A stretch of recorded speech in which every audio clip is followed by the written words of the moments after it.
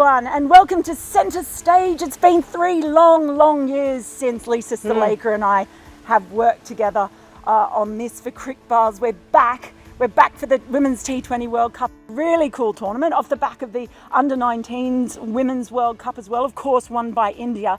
They are in Group 2 in this tournament, which starts off here in Cape Town on Friday. They are in a group with England, Pakistan, Ireland and West Indies, while the defending champions Australia, who hold pretty much every trophy at the moment, are in the other group along with New Zealand, South Africa, Sri Lanka and Bangladesh. So much excitement around this tournament, Lise. Big buzz too about the WPL auction, which is starting soon. Just might that have a bit of an effect on teams, a bit of a distraction maybe? It's on the 13th. Yeah, it is probably, as Sophie Devine said, the elephant in the room. Teams will have to kind of accept it, roll with the punches. There will be, for the Indian players, you'd expect all of them to get picked up, but then all of a sudden, who got what? That's the conversation that will happen. And for Australia, England, New Zealand, it will be not all of those players that put their name in the auction will go. So it will be about managing that. But seriously, all the teams will be watching. There'll be big numbers coming out. It will be a game changer for women's cricket. But India first up, they have Pakistan, and then that's followed by matches against West Indies, England and Ireland. Pakistan first up, tough series that they had in Australia. It's such a huge rivalry, we know that. What are you expecting from that game? Yeah, based on what I've seen with Pakistan out in Australia, you know, their bowling department is great. The fact that Diana Baig is not here is a huge out for Pakistan, but Nida Dar, Fatima Sana are very good players. Then they've always got good spinners as well. But there's one player I want you guys to look out for, Aisha Naseem. She whacks them. But from a batting point of view, I just don't think they have the depth to really challenge India, whereas India bat deep and they've been able to unearth a few more stars along the way. Where does India stand, do you think, in this competition? Last time, of course, they made the final against Australia in the ODI World Cup in New Zealand a year ago. They didn't make it that far. Had a great series against Australia in India in December. Only team to beat them last year in a super over of all things. And we saw a warm-up game the other day where it was hard to say anything because the pitch wasn't exactly helpful. Where does India stand? Look, India has just played a recent series against West Indies and South Africa. They lost in the final, but they didn't have some of their key players, as in Shafali Verma and Richa Ghosh. So you bring those guys in. I do feel, given the success of the under-19 side and the hype around the tournament and where women's cricket in India is going, you feel like almost the stars are aligning nicely for this Indian side. I mean, they've got experience, they know how to get themselves in the final. It's just knowing what to do in the final. Senior players like Harmanpreet Kaur, Smriti Mandhana, Dipti Sharma will be really crucial, but they'll need some other players to fire. Shafali Verma did that for them in the last T20 World Cup, and she was able to put a lot of pressure on opposition bowlers. They'll need to find someone else that does that as well. Well, you mentioned Shafali and also Richa Ghosh.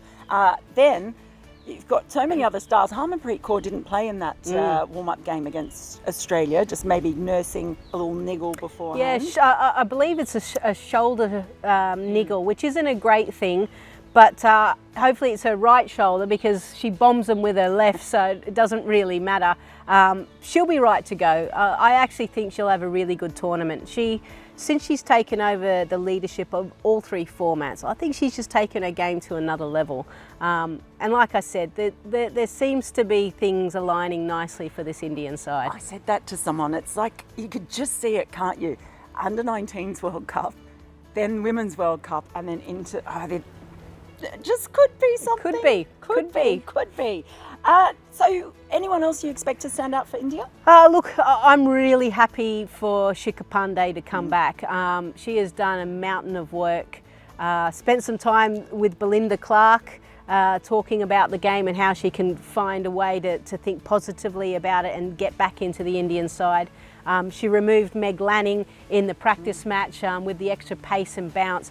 She's going to be crucial for them. Another experienced campaigner, Pooja Vastrika, I really like her. And having those two players in their side just gives them a bit more of an element of fast bowling. Pooja Vastrika can bowl the bouncer. That's exciting to see. But other than that, then they may tinker around depending on what they want from the rest of their bowling department. But I think they're a complete side. They bat deep. It's all about holding their nerves in the crucial moments. But what about the other teams in that group? I mean, England look a really, really good side at the moment, don't they? Yeah, they do. I think they look good with Sophia Dunkley batting up the top. She plays fearless cricket.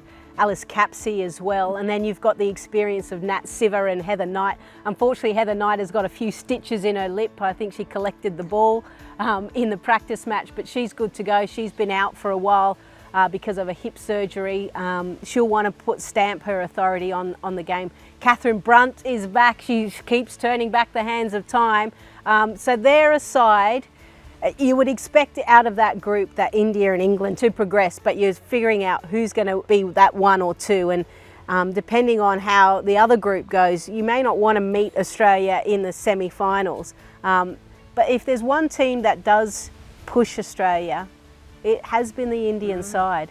I mean, England did so in the 50-over format, but Australia has had the wood on them for a little while. But it's the Indian side that pushes it, so that they don't need to meet in the semi-final, I think. West Indies, it seems like a long time ago since 2016 when they beat Australia at Eden Gardens to lift the T20 World Cup. Yeah, there's an element with the West Indies and similar with the men. You just don't know which side is going to turn up.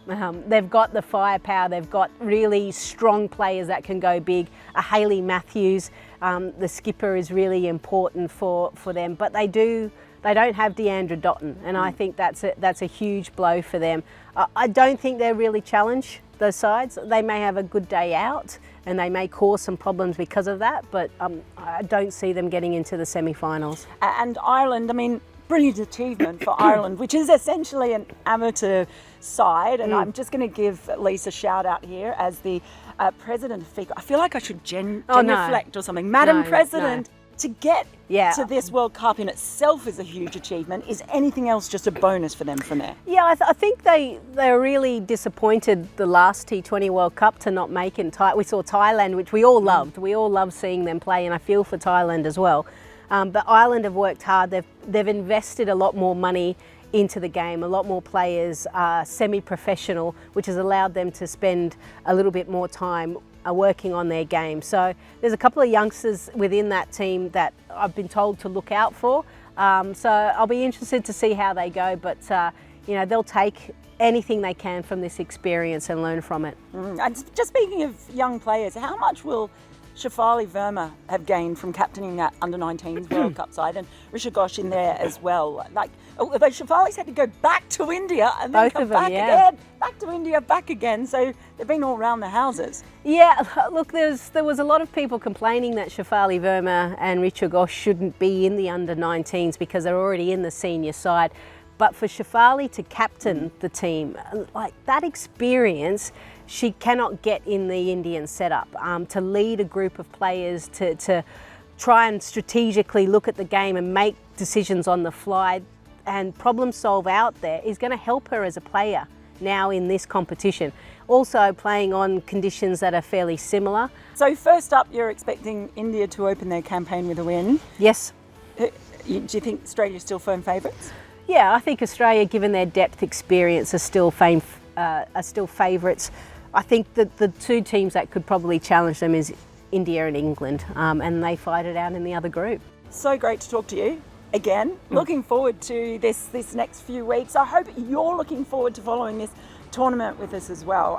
It should be lots of great cricket and lots of exciting things to talk about, and a tiny little auction to happen in there as well. But you can stay up to date with everything in this Women's World Cup T20 version on the Cricbuzz app and on Cricbuzz. And we'll see you back here again for the next edition of Centerstage with me and Madam President.